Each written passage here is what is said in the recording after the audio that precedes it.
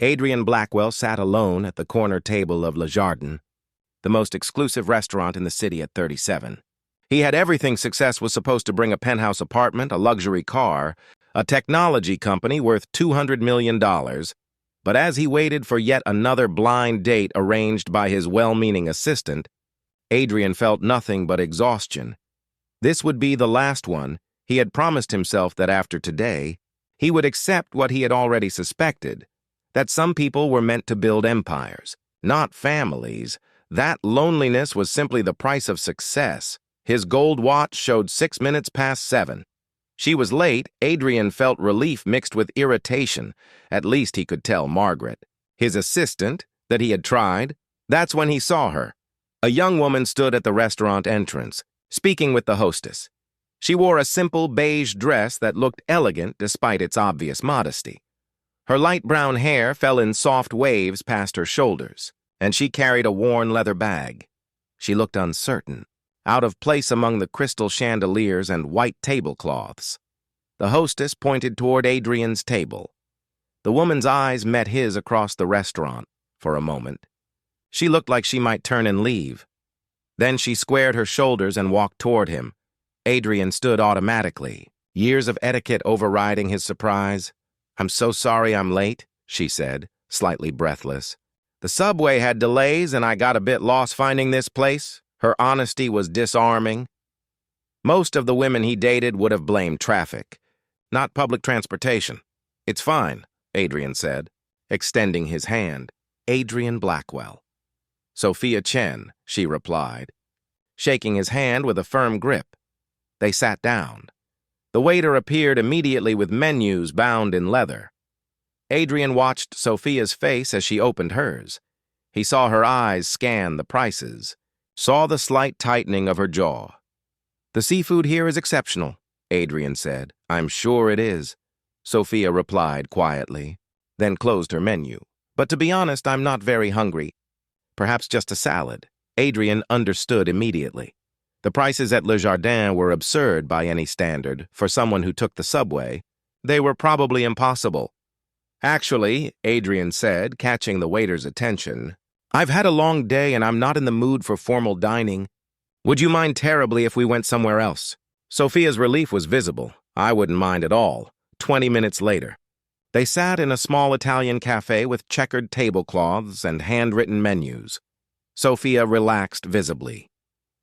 "This is much better," she said, smiling for the first time. "I agree," Adrian replied, surprised to find he meant it. As they waited for their food, they began to talk. "Your assistant Margaret didn't tell you much about me, did she?" Sophia asked. "She mentioned you were a friend of her daughter's," Adrian admitted. "Beyond that, I know nothing.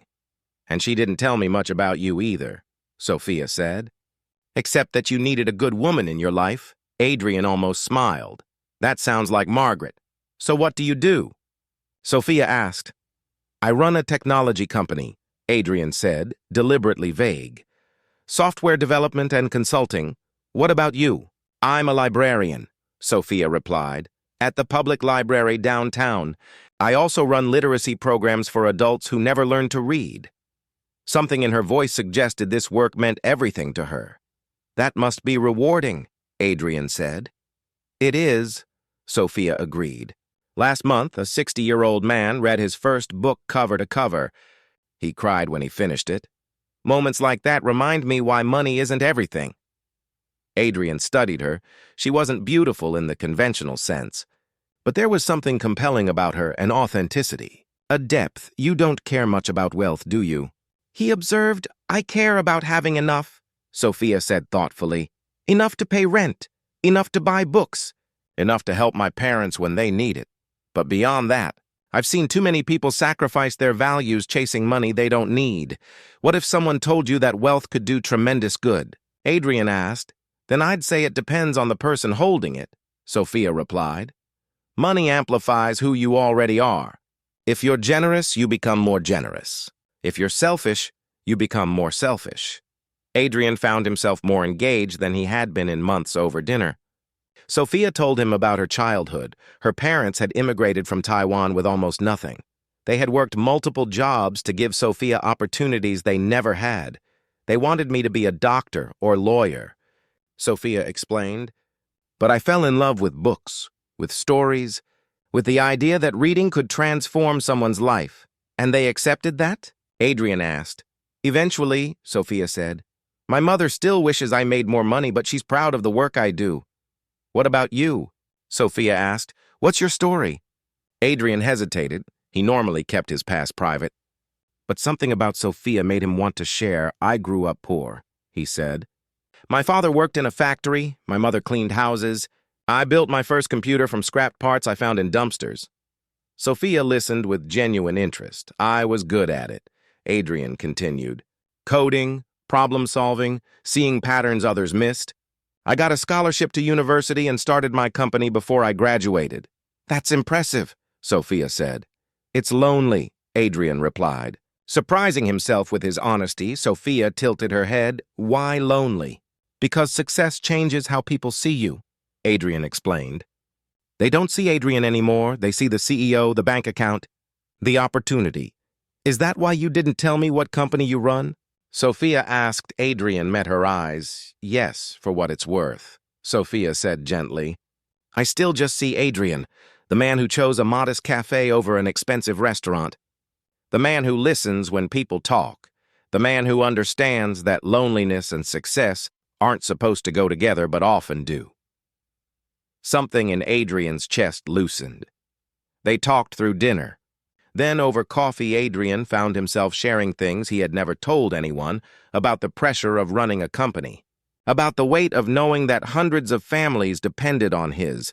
Decisions about looking around his empty penthouse and wondering what it was all for. Sophia shared her own struggles about working 2 jobs to pay off student loans, about the fear that she would end up alone because she couldn't afford the life most people her age seemed to want. I'm 29, she said, and most of my friends are getting married, buying houses, starting families. I'm still sharing an apartment with 2 roommates and taking the subway everywhere. Does that bother you? Adrian asked. Sometimes, Sophia admitted, but then I help someone learn to read and I remember that different doesn't mean wrong. When they finally left the cafe, the evening had disappeared. Adrian walked Sophia to the subway station. I had a wonderful time tonight, Sophia said.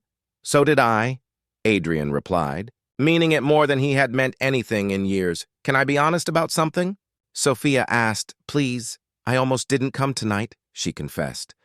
Margaret told me you were successful and a bit lonely, and I thought you were probably some arrogant businessman looking for arm candy. Adrian couldn't help but smile. And now? Now I think you're someone who forgot that success isn't supposed to replace connection, Sophia said. Someone who needs to remember that the best parts of life can't be bought or built. She stood on her toes and kissed his cheek. Thank you for dinner, Adrian, and for being real with me. She disappeared down the subway stairs before he could respond. Adrian stood there long after she was gone. The next morning, Adrian called Margaret into his office. Tell me about Sophia Chen, he said. Margaret smiled. I wondered when you'd ask. You set me up deliberately, Adrian said. I did, Margaret admitted without apology. You needed someone who wouldn't be impressed by your money, someone who would see you, not your success. She's remarkable, Adrian said quietly. I know, Margaret replied. Are you going to see her again? Adrian thought about that over the next week. He couldn't stop thinking about Sophia, about her laugh, her honesty, her perspective, finally. He showed up at the downtown library. He found Sophia in the children's section, reading to a small group of kids. She looked up, surprised. When the story time ended, she walked over to him. Adrian, what are you doing here? I wanted to see you, he said simply. They walked to a quiet corner. I haven't been able to stop thinking about our dinner, Adrian admitted.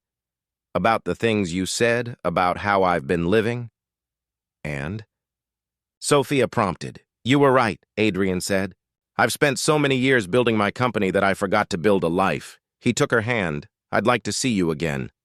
If you're willing, not as a one-time blind date, but as Adrian and Sophia, 2 people trying to figure out how to make space for each other. Sophia studied his face. I'm not going to change who I am, she said. I'll still take the subway. I'll still work at the library. I'll still care more about books than bank accounts. I don't want you to change, Adrian replied. I want you to teach me how to value what you value, how to find meaning beyond success. Sophia smiled. Okay then, over the following months, they built something unexpected. Adrian started leaving work at reasonable hours. He began volunteering at Sophia's literacy program, using his problem-solving skills to help adults understand complex concepts. Sophia showed him the beauty in small things, second-hand bookshops, Sunday morning farmers markets, the satisfaction of helping someone achieve something they never thought possible. Adrian's business partners noticed the change in him. He was calmer, more focused, more human 6 months after that first blind date. Adrian took Sophia back to Le Jardin. I wanted to do this properly, he said. They sat at the same table where he had waited for her that first night. That night, I was planning to give up, Adrian admitted. I had decided that one more failed date would be enough to convince me that I was meant to be alone. He reached across the table and took her hand. But you showed up late and honest and completely yourself. And you reminded me that the best things in life aren't built or bought. They're discovered when you stop trying so hard to control everything. Sophia's eyes glistened. I love you, Adrian said. Not because you're impressed by my success, but because you're not. Not because you complete me, but because you challenge me to be more than what I've built. He pulled out a small box. I'm asking you to marry me. Not as the CEO of anything, just as Adrian, a man who finally understands what actually matters. Sophia was crying. Now, yes, she whispered. They married 6 months later in a simple ceremony at the library where they had fallen in. Love Adrian's business associates were shocked by the modest venue, but Adrian didn't care. He had learned that the greatest success wasn't in building empires, it was in finding someone who helped. You remember what you were building them for, someone who valued your character more than your achievement, someone who saw you when you forgot to see yourself. Sometimes the last chance becomes the first real beginning. Sometimes giving up leads to finding exactly what you need, and sometimes the person who shows up late becomes the one worth waiting. For if this story touched your heart, please like, share, and subscribe. Leave a comment about a time when a last chance became a new beginning.